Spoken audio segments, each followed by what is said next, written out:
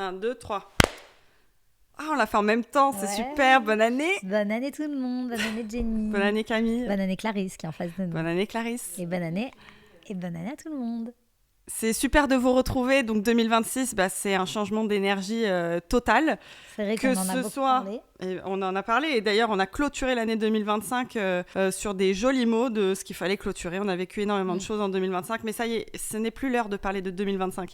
C'est tellement du passé qu'on est projeté maintenant vers l'avenir. C'est une nouvelle année en numérologie, je pense que vous l'avez tous entendu un petit peu partout, mais année 1, donc renouvellement du cycle de 9 ans.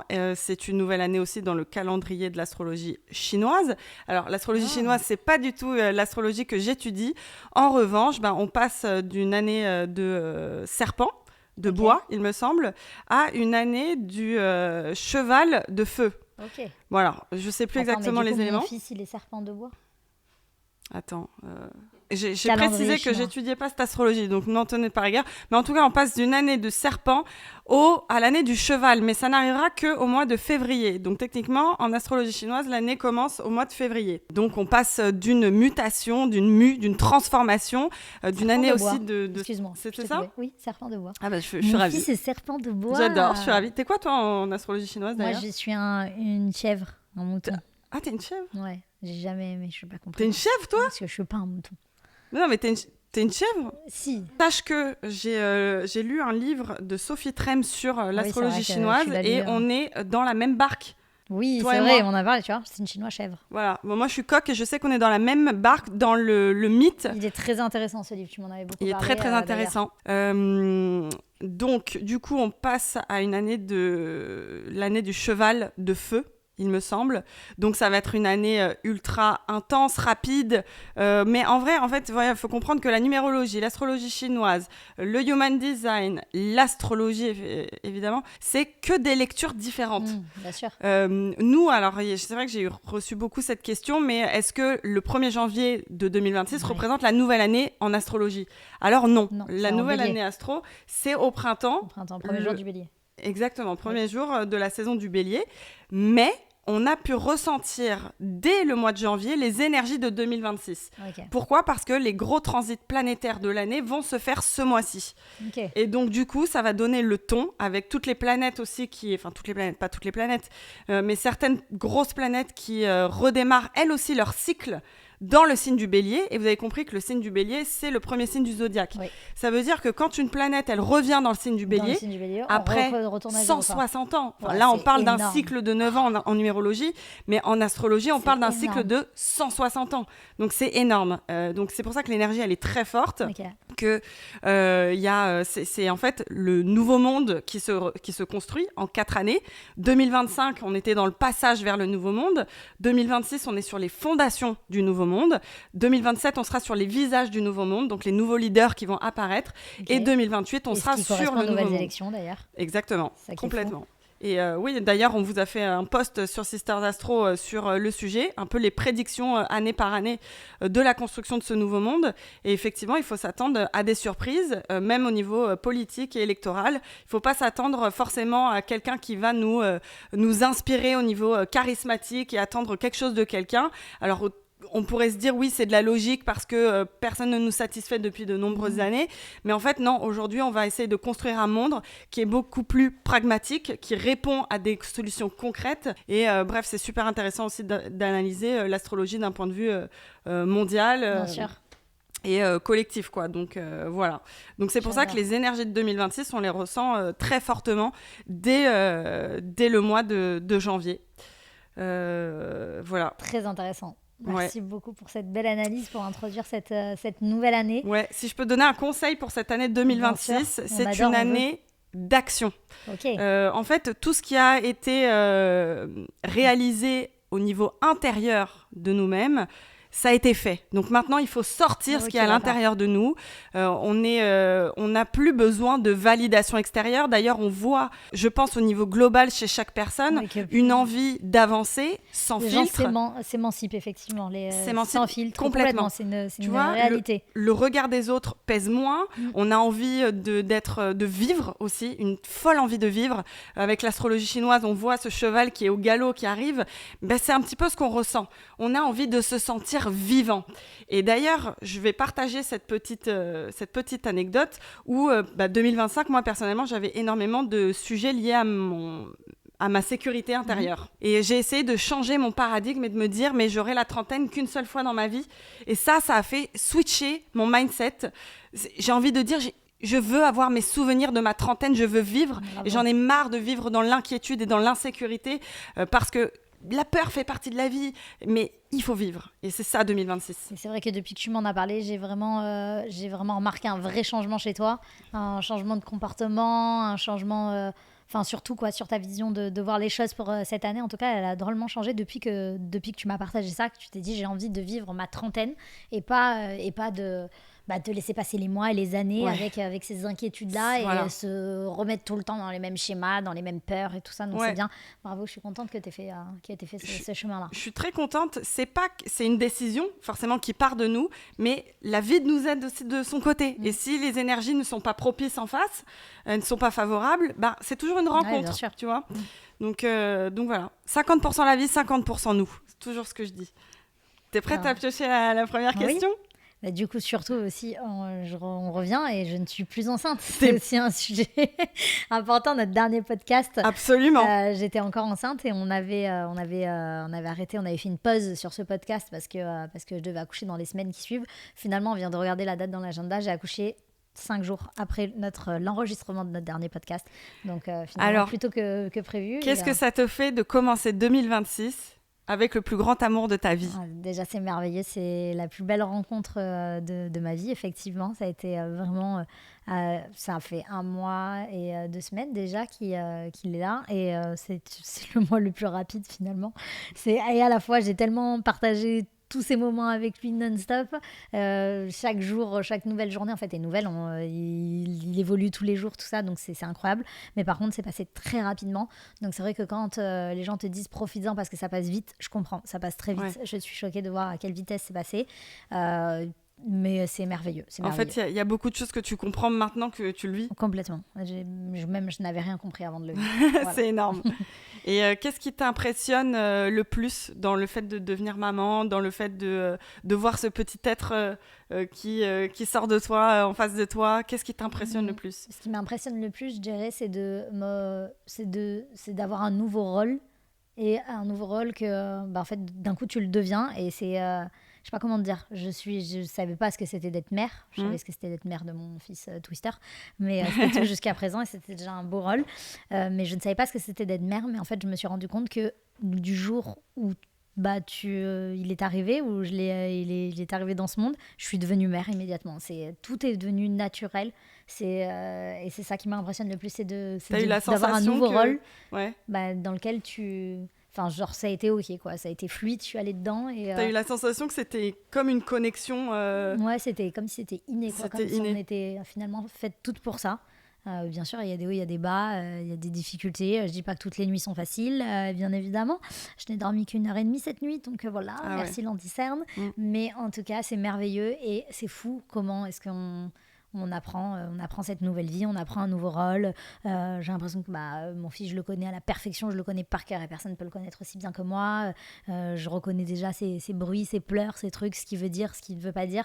Donc voilà, ce qui m'impressionne, c'est qu'on devient mère du jour au lendemain et qu'on devient vraiment mère du jour au lendemain. Waouh, magnifique. Félicitations. Merci. C'est magnifique. Ouais, je suis très heureuse. Donc c'est parti, on tire une nouvelle carte. Ouais, et en plus, je te trouve très calme quand tu parles, très douce, très... Ouais. C'est fou. C'est peut-être Clarisse, qu'est-ce que t'en penses? C'est peut-être les 1h30 de sommeil, ouais, finalement. Peut-être, non, mais c'est très... C'est plus qu'aujourd'hui, c'est un changement de long terme. D'un point de vue... Tu as adopté une toute nouvelle attitude. Ah ouais. Et je pense que tu es en plein changement à l'intérieur de toi. Wow. Je te le dis. Complètement. Non, mais même d'un point de vue énergétique, tu as remis les choses à leur place. Ok. Bon, c'est beau. c'est un nouveau chemin vers une nouvelle vie et un long chemin. Complètement. Il va s'en passer des nouvelles choses. Ouais. C'est moi qui tire la carte. Allez. Donc c'est toi, c'est moi. Ouais, c'est toi. Allez. Une carte noire. Ah bah évidemment, pour aller la chercher aussi profondément, c'est sûr que c'était noir. Alors. Attends, déjà, on peut faire un petit aparté sur le fait que énormément de personnes ont commandé le jeu. C'est vrai. Comment on n'en parle pas beaucoup. Merci. C'est vrai qu'on aurait même dû commencer par ça parce qu'entre-temps, il s'est passé les fêtes de Noël et on s'est rendu compte à quel point est-ce que vous avez été nombreuses à le recevoir pendant Noël, donc à le demander ou à l'avoir reçu parce que vous en aviez peut-être parlé juste à votre entourage. C'est mais fou. Merci beaucoup parce que c'était incroyable le nombre de retours qu'on a eu depuis 1 mois et demi. Là. Oui, c'est et comme nous, vous avez pleuré aussi entre amis, en famille, et c'est ça qui est beau. C'est jusqu'où il peut aller ce jeu, franchement, jusqu'à l'infini de nous-mêmes. Voilà, c'est incroyable. Jusque chez vous, en tout cas, et ça, c'était incroyable de le voir plus loin que ses micros et devant nous, et de le voir chez vous, quoi. C'était incroyable.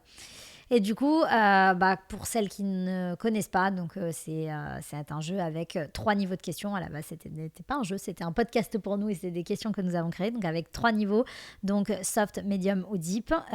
Et du coup, là, on est sur une question deep puisque c'est une question noire. Alors, comment exprimes-tu ta gratitude envers les autres et envers toi-même ? Mais quelle belle question. Quelle magnifique question pour moi en ce moment. En ce moment. Je vous dis, j'ai complètement switché de mindset et je veux que personne m'enlève la gratitude qu'il y a au fond de moi. J'ai changé complètement et ça a tout simplement été le chemin de ces 6 derniers mois. J'ai entamé 2 processus. Allez, je vais dire 3. Il y a eu 1, la volonté intérieure de changer, de me sécuriser à l'intérieur de moi et de pouvoir vivre vraiment en étant alignée avec mon cœur, de me sentir bien. Je me suis rendu compte que le bien-être, c'était être bien, bien-être. Et donc, j'ai consacré du temps à mon bien-être, tout simplement. Donc, ça a été une décision intérieure, une volonté de me sentir bien au quotidien. C'est passé par la gratitude, mais je vais vous expliquer parce que pour moi, la gratitude est une finalité. Je lie la gratitude à la bénédiction. Je vais vous dire pourquoi. Donc, la première étape, ça a été la volonté. J'ai décidé que ma vie allait changer.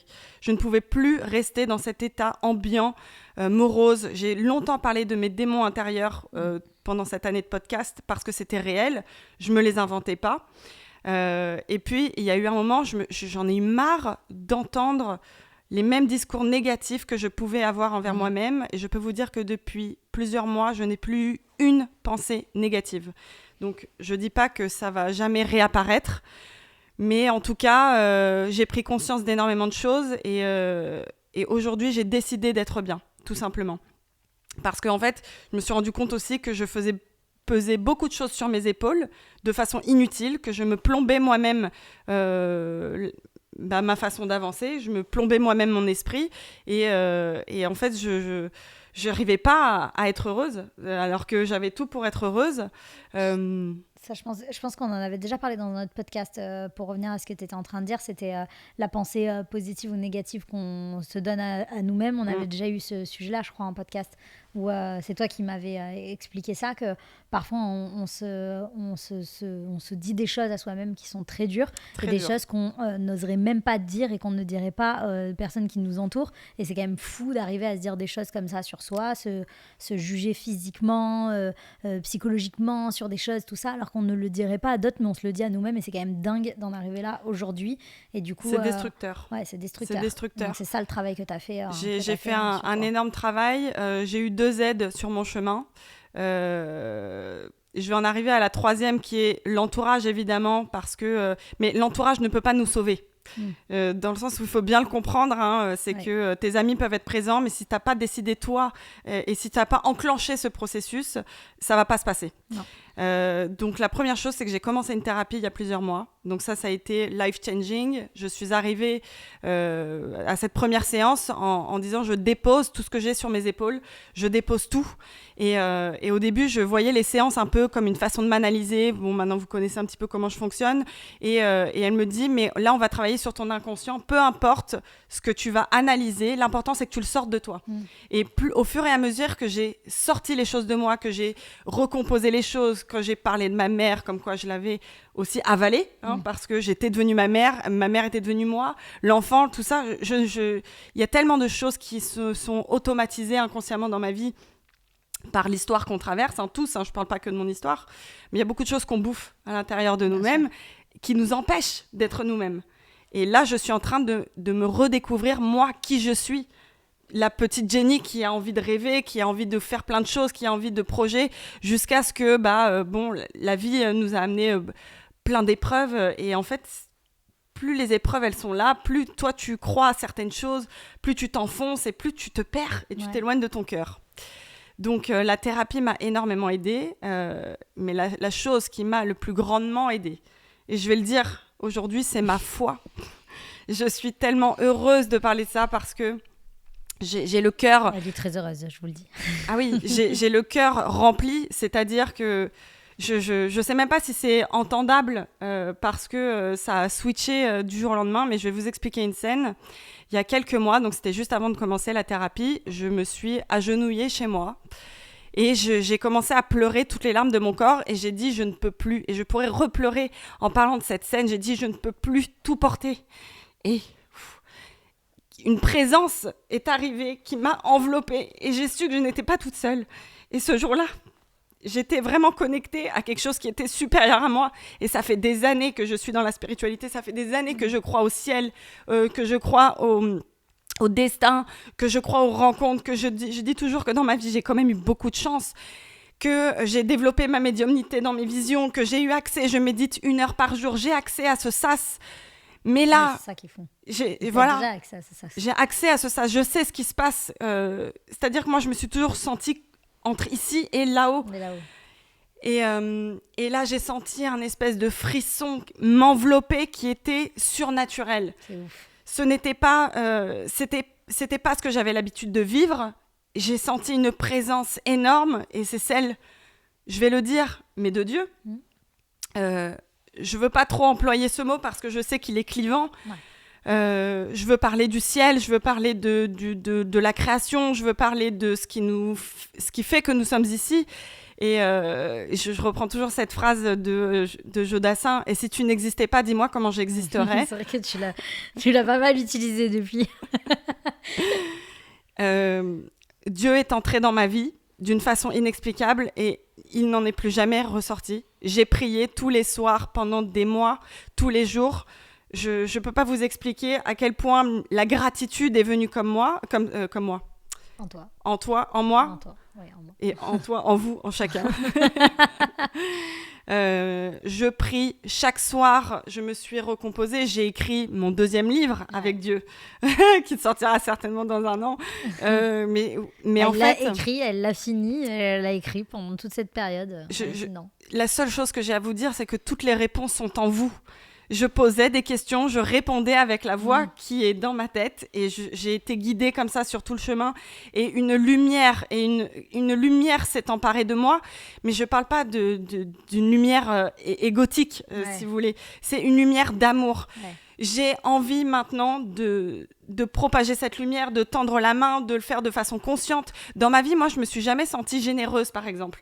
J'ai toujours consacré du temps aux autres, c'était ma façon de donner, mais je me suis pas sentie généreuse parce que, fille unique, même si j'ai découvert après que j'avais un frère, etc.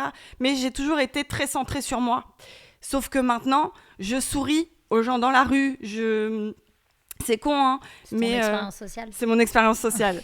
Elle adore faire ça. J'adore, mais aussi j'ai envie que la gentillesse, la générosité, toutes ces valeurs simples et essentielles qui nous rallient tous, nous, en tant qu'humains, reprennent ces lettres de noblesse. J'ai écrit quelque chose, juste un petit texte, il y a 2 jours. Alors, c'est pas très bien écrit, peu importe. Mais c'est fou, qu'est-ce que tu peux écrire ? Vraiment, elle m'impressionne. Vraiment. C'est pas un texte philosophique, mais c'est simplement l'énergie du moment. La gentillesse doit redevenir la norme. Les harceleurs, les commentaires méchants, la peur, la honte doit changer de camp. Le monde doit changer maintenant. Pas demain, maintenant. La méchanceté, c'est terminé. Les projections, c'est terminé. Un bon, allez vous faire foutre. Si vous voulez être gentil et qu'on s'aime, la porte est ouverte. Le monde est assez dur pour qu'on continue à l'être. Si on veut changer le monde, alors changeons. C'est une révélation, c'est une prise de conscience que je souhaite partager à tous. J'aime beaucoup ce texte. C'est vrai, t'aimes bien, je suis sûre que t'aimes bien le « allez vous faire foutre ». Bah bien sûr. Non, j'aime beaucoup ce que tu dis à l'intérieur, parce que ça fait écho à plein de choses. J'ai vu encore hier, il y a une petite fille, j'ai plus son prénom, qui subissait du harcèlement et qui s'est suicidée.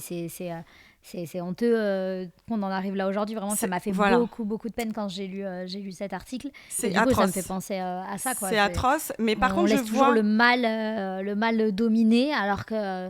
Mais je vous le dis, c'est terminé. Ouais, je vois beaucoup de choses sur les réseaux sociaux maintenant où tous les gens qui mettent des commentaires négatifs, la seule question à se poser, mais c'est est-ce que ça va changer la face du monde, ton commentaire négatif ? Ça, c'est la première question. De deux, je vois énormément de gens maintenant qui répondent et qui prennent l'exemple de ces commentaires négatifs et qui affichent les gens. C'est vrai la honte, la méchanceté, tout ça, ça doit changer de camp. Ça suffit, en fait. C'est pas simplement des gens méchants qui vont contrôler notre vie. Soyons gentils les uns avec les autres. Comment vous voulez que le monde, il change si on est putain de méchants les uns envers les autres ? C'est clair. La vie est assez dure comme ça pour qu'on puisse l'endurcir encore plus. Il faut comprendre que la méchanceté vient des attentes, des vides qu'on projette sur les autres en permanence. Ouais. Je suis désolée, mais on n'est pas méchant pour rien. On est méchant parce qu'on est frustré. Ouais. Et s'il y a bien quelque chose que j'ai appris avec la gratitude, c'est l'humilité. Apprenons à être humble. Et si ça ne va pas, soyons humbles, parce que je vous assure que les bénédictions nous attendent dans l'humilité. Donc voilà, c'était... Putain, Jenny présidente, hein, elle est arrivée reboostée en cette nouvelle année. Je vous remercie. Ah ouais, waouh. Non, en tout cas, ce qui est sûr, c'est que tu as plus d'énergie que moi, là. Non, mais parce que toi, tu expérimentes des choses qui sont incroyables dans l'amour. Oui. Moi, j'expérimente honnêtement la foi. Ouais. Et la foi, c'est la lumière. Il faut arrêter de laisser l'ombre ternir ce magnifique tableau. C'est clair. Et je reviens à cette question au premier degré. Comment exprimes-tu ta gratitude envers les autres et envers toi-même ? J'exprime de la gratitude envers la vie. Même si la vie n'est pas facile, chaque petite chose est une bénédiction, que ce soit l'épreuve, même si c'est dur de s'en rendre compte sur le moment, on s'en rend compte qu'après. Que ce soit des facilités, quand on vous ouvre une porte, quand, tu vois, je parlais, je ne sais plus avec qui disait qu'elle se sentait un peu seule et tout ça, et quelqu'un qui lui propose, viens, on va boire un verre, ou... Merci.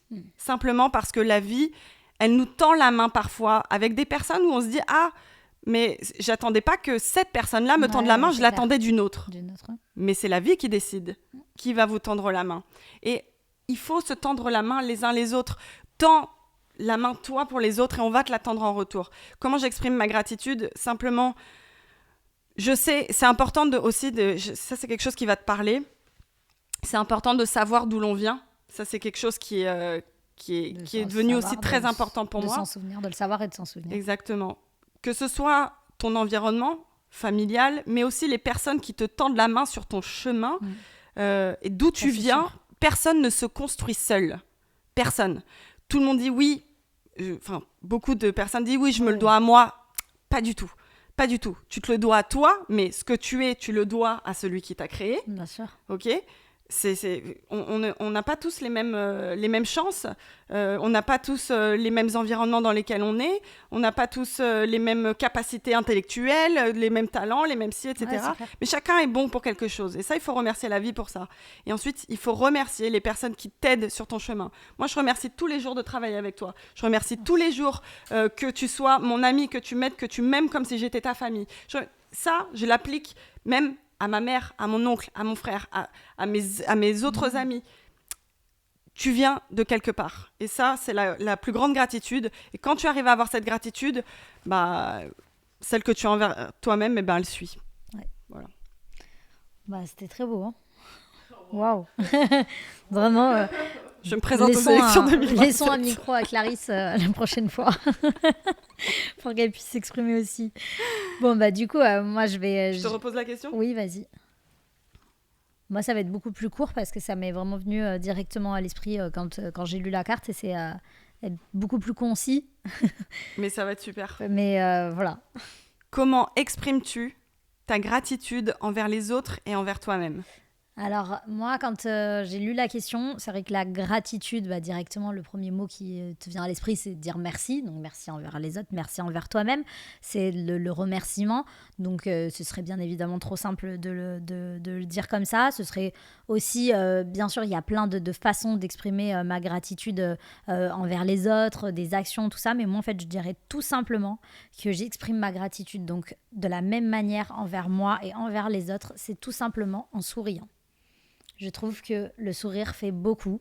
Et quand je suis bien, donc c'est-à-dire que j'ai envie de me faire du bien à moi-même, donc comment je l'exprime envers moi-même, c'est en souriant, c'est en étant souriante pendant la journée. Je l'exprime de cette manière-là envers les autres, c'est-à-dire que je peux sortir dans la rue, sourire à des gens, pareil dans la rue, aller prendre un café, être plus gentil, plus que ce que je peux être habituellement. Je le donne aux autres, je sais que ça leur fait du bien parce que moi quand je reçois ce sourire ou cette bienveillance envers des gens que je ne connais peut-être même pas dans la rue ou pareil dans un coffee ou autre, ça me fait du bien, donc je sais que je leur fais du bien et ça me fait du bien aussi parce que je vois le sourire sur leur visage et voilà, donc moi vraiment j'exprime ma gratitude avec le sourire.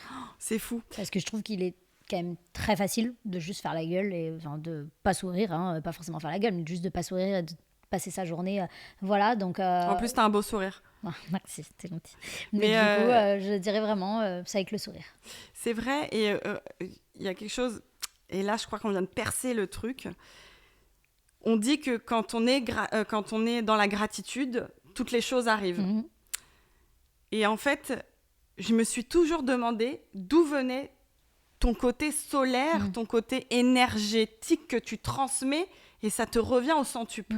Mais parce qu'en fait, tu exprimes de la gratitude tous les jours de ta vie. Oui, complètement. Je te dis, c'est très simple. Alors, bien sûr que je ne souris pas tous les jours. Hein. Il y a des jours où, ta journée, elle passe. Soit ça devient une journée de merde, soit c'est une journée sans vraiment de saveur, tu vois. Mais franchement, faites l'expérience. Sortez de chez vous, soyez de bonne humeur, souriez avant de sortir de chez vous, soyez fiers du reflet que vous avez dans le miroir. Allez dans la rue, souriez en étant positive.